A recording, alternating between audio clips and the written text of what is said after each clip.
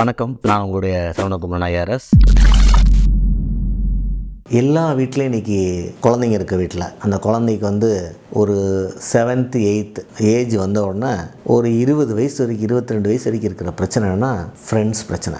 7-8 years வரைக்கும் அந்த பையனுக்கு ஃப்ரெண்டை நம்பி எந்த வீட்டுக்கும் போக மாட்டார். அவரும் பையனாக இருக்கட்டும் பொண்ணாக இருக்கட்டும் அவங்க வீட்டில் அவங்க அம்மா அப்பா தான் இருப்பாங்க. ஆனால் 7 இயர்ஸ் 8 இயர்ஸ்க்கு அப்புறம் ஸ்லோவாக அந்த ஃப்ரெண்ட்ஷிப்னு ஒரு கேங் ஸ்கூலில் ஃபார்ம் ஆக ஆரம்பிக்கும். ஸ்கூலு அவுட்ரன்ட்டு இது ஃபார்ம் ஆக ஆரம்பித்தோடனே எல்லா பேரண்ட்ஸும் பயங்கர அலர்ட் ஆகிடுறாங்க. அவன்கிட்ட பேசாத, இவட்ட பேசாத, அந்த பையன் நல்லவன் இல்லை, அவன் இதை பண்ணுவான் அப்படின்னு சொல்லி நீங்கள் எல்லா வீட்லேயும் பார்த்தீங்கன்னா இந்த பேரண்ட்ஸுக்கும் பசங்களுக்கும் பொண்ணுங்களுக்கும் குழந்தைங்களுக்கும் ஒரு பெரிய டஃப் ஆஃப் ஆறு. அதுவும் சில வீட்டில் பார்த்தீங்கன்னா இவனுக்கு யாரை பிடிக்குதோ அவங்கள கண்டிப்பாக பேரண்ட்ஸுக்கு பிடிக்கிறது இல்லை. அவனே நொந்து போய் இந்த பையன் நான் யார்கிட்ட பேசுகிறாலும் நீ குறை சொல்கிற, நான் யார்கிட்ட தான் பேசுகிறதுன்னு கேட்பான். ஏன் இந்த பேரண்ட்ஸுக்கு இந்த ஒரு ஃபியர் இருக்குது அப்படின்னா அவங்களோட எக்ஸ்பீரியன்ஸில் அவன் நிறைய ஒரு 30 வயசுக்குள்ளே நம்பிக்கை துரோகங்களை சந்திச்சிடுறாங்க. அவங்க நண்பர்கள் நினச்சவங்க நண்பின்னு நினச்சவங்கெல்லாம் நிறைய ஒரு மைனஸை க்ரியேட் ஆகும்போது அவங்களுக்கு ஒரு பயம் வந்துடும்.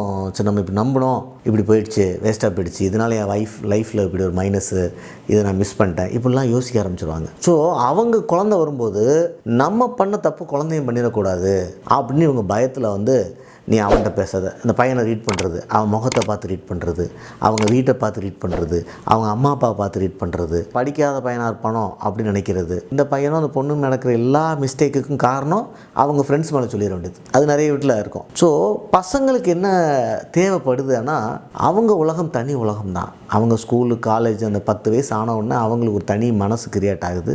மைண்ட் அப்போ தான் கான்சியஸாக ஒரு ஷேப்புக்கு வருது. அவங்களுக்குன்னு ஒரு டீம் தேவைப்படுது. எப்படி உடலுக்கு உணவு தேவைப்படுதோ அதே மாதிரி ஒரு எமோஷன் மனசுக்கு தேவைப்படுது. அந்த எமோஷனில் ஃப்ரெண்ட்ஷிப் ஒரு எமோஷன், லவ் ஒரு எமோஷன். எப்படி தாய் பாசம், தந்தை பாசம், அக்கா தம்பி அந்த உறவுகள் ஒரு எமோஷன் எவ்வளோ வருதோ அதை எங்கேயாவது அவனுக்கு வேண்டிய மாரி கிடைக்குமா அப்படின்னு அவன் அதை தேடும்போது ஸ்கூலில் இப்படி அவங்கவுங்க தேடும்போது அவங்களுக்குள்ள ஒரு ஃப்ரெண்ட்ஷிப் ஃபார்ம் ஆகுது. அவன் அதை நம்புகிறான். அதை நம்பினா தான் அவங்க அதை என்ஜாய் பண்ண முடியும். அந்த கேங்கு ஃபார்ம் ஆகும். ஸோ காலேஜ் வரைக்குமே இந்த பிரச்சனை இருக்குது. ஆனால் அதே நேரத்தில் அங்கே தான் பஞ்சாயத்து வருது. காலேஜ் போனோன்னா தம் அடிக்க பழகிறது, தண்ணி அடிக்க பழகிறது எல்லாருமே அந்த ஃப்ரெண்ட்ஸால் தான். அதே மாற்றுக்கிறது இல்லைன்னு சொல்ல முடியாது. உங்கள் மைண்டு தக்கபடி தான் ஃப்ரெண்ட்ஸும் ஃபார்ம் ஆவாங்க. ஆனால் இப்போ இந்த டயலமா என்ன, பசங்களுக்கு அவன் நம்புகிற பையனை பொண்ணையோ வீட்டில் ஒத்துக்கிறது இல்லை. வீட்டில் இவன்கிட்ட பேசுன்னு சொன்னால் அது ரொம்ப ஆர்டிஃபிஷியலாக இருக்கும். இந்த பையன் கிளாஸில் இந்த பையன் நல்லா படிக்கிறான், நீ அவன்கிட்ட பழகு, அவங்களோட போனால் எனக்கு தான் மனசே வராது அவன்கிட்ட போகிறதுக்கு பழகிறதுக்கு, நான் எப்படி போவேன்? ஸோ இந்த ஃபைட்டு ஒரு கண்டினியூஸ் ஃபைட்டு தான். இதில் 2 பேருமே புரிஞ்சுக்கணும். குடும்பமும் புரிஞ்சுக்கணும், குழந்தைங்களுக்கு எல்லா நண்பர்களுமே அவங்களுக்கு பிடிச்ச மாதிரி தான் இருக்கணும்.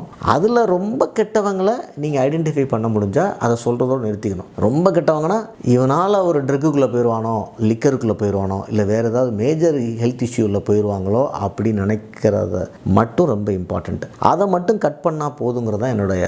நம்ம எல்லாத்தையும் நம்ம ஃபோக்கஸ் பண்ண ஆரம்பிச்சோம்னா பேரண்ட்ஸாக அது என்ன ஆகும்னா அவனை அலோனாக கொண்டு போய் விட்டுரும்.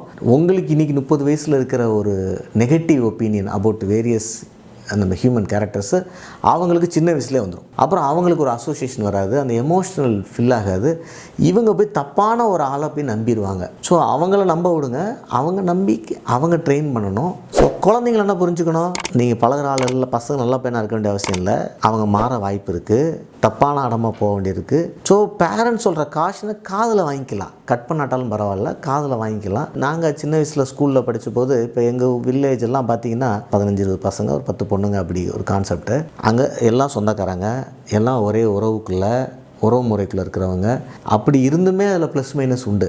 இன்னும் ரொம்ப காமெடியாக சொல்கிறதா இருந்தால் இப்போ 40-45 வயசு ஆகிடுச்சு எங்கள் செட்டுக்கு எல்லாத்துக்கும். இன்னுமே எல்லோரும் இவன் நல்லாவே அவன் கெட்டவன் இன்னும் பேசிகிட்டு இருக்கான். அதாவது ஒரு கிராமத்தில் பிறந்து ஒரே டயத்தில் வளர்ந்து வேறு எந்த ஒரு கன்ஃபியூஷன் கிடையாது. வேறு புதுசாக ஒரு ட்ரைபு, புது காஸ்ட்டு, புது கிளாஸு ஒன்றும் கிடையாது.